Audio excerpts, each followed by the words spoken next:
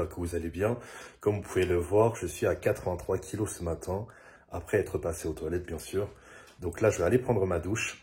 Je vais prendre les premiers compléments comme la dernière fois en vidéo, je vais te montrer, toujours la même routine.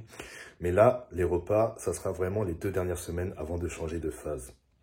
Donc là, direction Bruxelles, après on revient dans le nord de la France. Là, on est sur ma première collation. Alors, on a des œufs.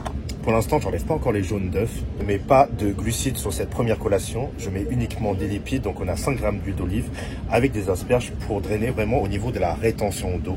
Ce sont vraiment des petites astuces à ce niveau-là. Bien sûr, il n'y a pas de recette secrète. Tout fonctionne en synergie. Du chromium va permettre d'augmenter la capacité d'avoir plus de glycogène, réguler les pics d'insuline. Donc, dans une optique de perte de poids, c'est idéal. En plus de cela, ça va te permettre d'avoir un plus gros volume musculaire. Cellule forme 12. Pour moi, la version de Eric Favre Watercut est beaucoup plus efficace à ce niveau-là pour la rétention d'eau. Mais avec le cellule forme 12, qui est plutôt de base un brûleur de graisse, entre guillemets, pour femmes, est plus adapté pour mon cas parce que tout simplement, il n'y aura pas énormément de stimulants. Ça va être plus basé sur la rétention d'eau, sur du coup l'aspect cellulite, que je n'ai pas, mais que certains hommes peuvent avoir aussi. Donc ça va être plutôt une formule adaptée à ce niveau-là, au niveau de la tonicité, au niveau de l'aspect de la peau, donc sans pour autant être un brûleur de graisse, donc taper dans les tissus musculaires. Donc pour ce cas-là, c'est hyper intéressant pour ma part. Comme je vous ai dit, je ne vais pas mettre de glucides tout simplement pour éviter d'avoir des pics d'insuline, d'où la base du chromium, et tout simplement continuer de favoriser la production naturelle. Quand on met directement des glucides le matin, en fait, tu coupes toute cette production-là et à chaque fois que tu vas manger quelque chose, ton corps va répondre de manière hormonale. Comme mes tissus musculaires sont nourris, je vais pouvoir jouer sur la combustion des graisses, augmenter ma thermogénèse également et ensuite aller au cardio.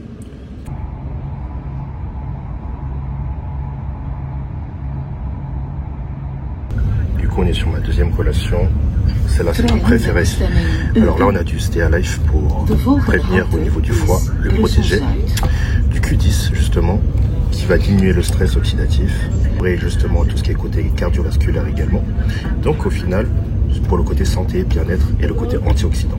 On a de la vitamine D3, très important pour justement maintenir au niveau de l'ossature, prévenir et renforcer également.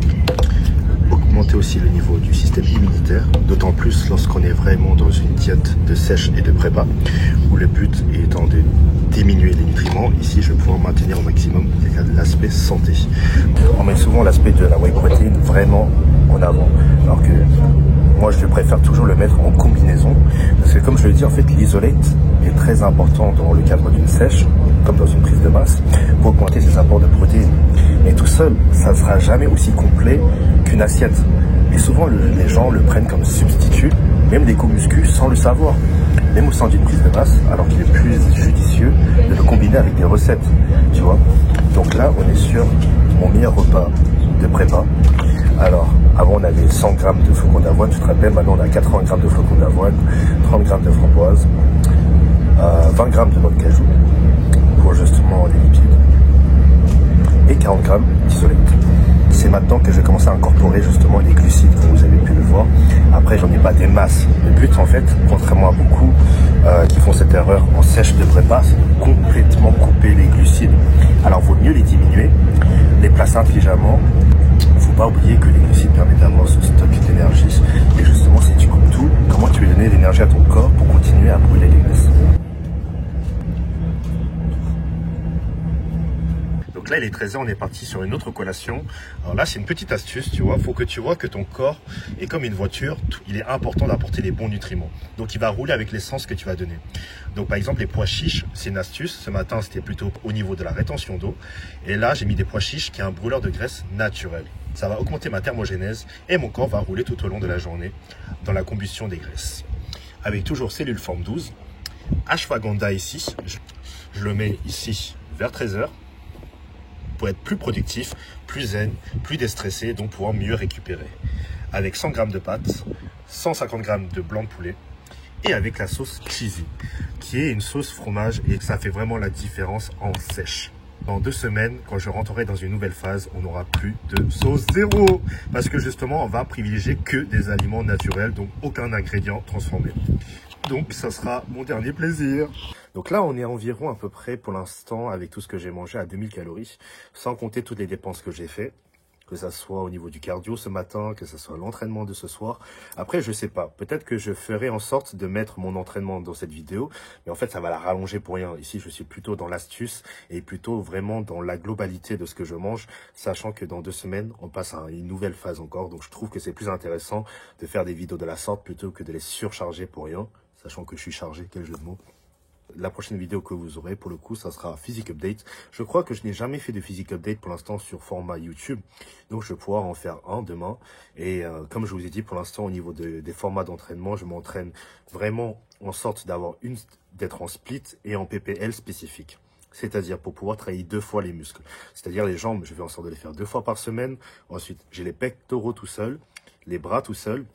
Et par contre, je vais faire le dos avec un autre muscle, en général les triceps, et pecs, épaules, biceps, sachant que je vais plus focaliser sur les pectoraux et les biceps et après les épaules. Que maintenant j'ai les abdos et le cardio le matin. J'étais rentré dans une stratégie pour pouvoir augmenter mes dépenses sans forcément toucher à l'alimentation parce que le poids bouge très très bien et le physique également. Là, je suis actuellement à 83 kg. Le but, c'est pas non plus de faire de la fonte musculaire, mais d'entretenir un maximum de volume et de densité tout en améliorant la condition. Donc, c'est-à-dire que sur scène, je suis de loin le physique le plus gros. Mais je vais jouer sur ma ligne et surtout au niveau de ma condition et sur la globalité. C'est vraiment mon point fort, les épaules. Donc, je vais vraiment renforcer cet aspect-là, surtout sur les critères demandés en men's physique, parce que ça fait sur le volume et la densité. En fait, moi, il faudrait que je fusionne le volume, la densité et la condition avec l'harmonie que j'ai au niveau de mon physique. Certaines personnes vont plutôt partir dans une course de plus de masse et de volume. Moi, c'est ma stratégie comme ça. Je suis plutôt axé sur un physique plus proche de Ryan Thierry, tu vois. On ne sera jamais les plus gros sur scène. Et en Corée du Sud, je suis arrivé 2e sur 35.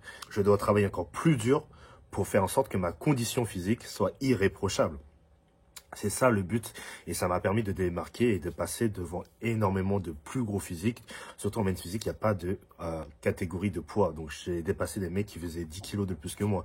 Donc en soi, qu'on a une vision de personne qui est hors de scène, on a tendance à comparer les physiques sur les standards des réseaux sociaux. Or, c'est pas ça, un physique de compétition. Un physique de compétition n'est pas censé être impressionnant de base. On n'est pas là sur du cirque, on est sur des critères.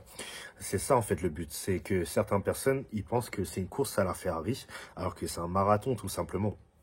C'est pour ça que si vous vous lancez dans la compétition et qu'on vous sauce à la salle ou autre, sachez que ça reste des personnes extérieures. Basez-vous sur des personnes qui sont dans le milieu de la compétition ou autre, ou qui auront un regard objectif. Parce qu'en soi, du moment qu'on vous sauce à mort, déjà c'est mauvais. Être objectif avec soi, c'est être sans cesse exigeant. En l'occurrence, on part sur le Vietnam. Le problème stratégiquement parlant, là je vais parler dans la vidéo, c'est que j'avais le choix, soit on part en Thaïlande avec mon sponsor, mais le problème c'est que ça va me faire des voyages en plus, et stratégiquement pour le Vietnam ça va être compliqué. Sachant que le Vietnam, pour ceux qui connaissent un peu la compétition, c'est pour ça que je vais pouvoir vous montrer un maximum de choses. En soi, si j'avais pas tout ce contenu à partager et que je m'occupais que de moi, aller au Vietnam, je n'avais pas pensé que ça prenne de l'ampleur sur mes réseaux sociaux comme ça et que j'ai des contreparties. Sauf qu'aller au Vietnam, le problème, c'est que là, je suis toujours, à l'heure actuelle où je suis en train de faire cette vidéo, on est à peu près à une 50aine de jours avant ma compétition. Sauf que si je vais au Vietnam, je vais pouvoir y aller, il n'y a aucun problème au niveau des coûts financiers, etc. Mais le seul problème, c'est logistiquement parlant. Quoi qu'il arrive, pour rendre hommage à ma grand-mère et me retrouver au niveau de mes racines et origines, et je précise sur YouTube parce que j'ai jamais dit, avec une grande fierté d'être français et d'avoir été accueilli en France avec une reconnaissance. Je serai jamais le gars qui va cracher sur la France ou autre. J'ai une reconnaissance et j'adore ce pays. J'aime ce pays. Attention, je ne romantise pas ce pays. Il y a des problèmes comme partout, mais je pense que c'est plus axé sur un plan humain. Si je vais en Corée du Sud, je pourrais faire, c'est la même date au niveau de la compétition, sauf qu'en Corée du Sud, j'ai des amis, j'ai des personnes qui peuvent me filmer, parce que quand tu es en compétition, il faut savoir que tu es en backstage, il faut que je gère le TAN, il faut que je gère mes horaires derrière, devant.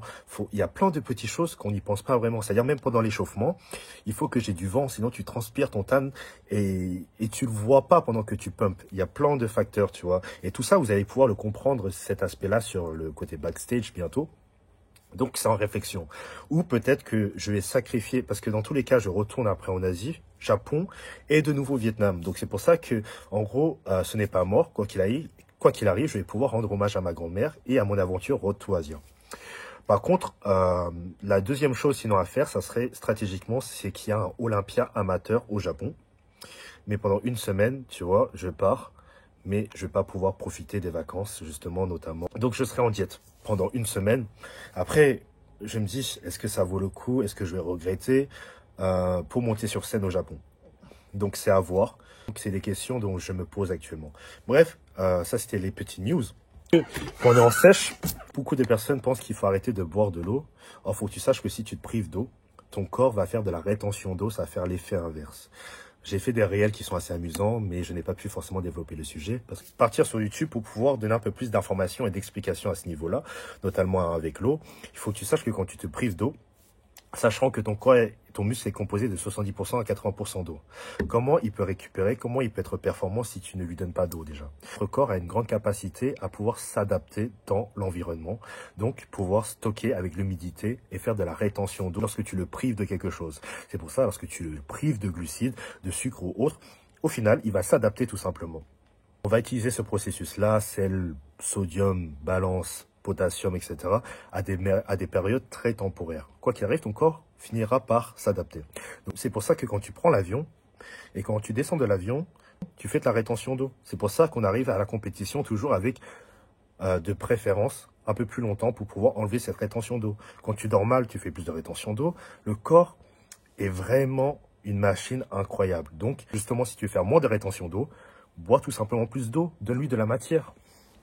À ce moment de la journée, je suis à 2000 calories. À la fin de la journée, je serai environ à 2200 calories. Sachant qu'il faut en compter toutes mes dépenses derrière. Donc, en soi, à proprement parler, de façon à ce que je vais ingurgiter. En gros, j'ai ingurgité environ 1900 calories, voire 1800 calories. Contre 6000 calories en début de prise de masse. Les calories ne veulent pas dire grand-chose. C'est un indicateur comme le poids. Mais justement, j'ai descendu beaucoup de mes nutriments et de mes macronutriments. Mes calories n'ont pas forcément fluctué à mort. Pourquoi? Parce que tout simplement, un Coca zéro à 0 calories, tu le sais. Une salade de fruits aura plus de calories. Et justement, après, ça dépend de la composition des macronutriments qui sont beaucoup plus importants. Par exemple, au niveau des glucides, au niveau des lipides, au niveau des protéines. On a du blanc de poulet paprika au four. Là, on commence à rentrer dans une phase où justement, par exemple, notamment, mes brocolis sont cuits à la vapeur. Tomates, concombres, pour jouer au niveau de la rétention d'eau. Avec 5 grammes d'huile d'olive. Regardez ce décor d'unboxing incroyable.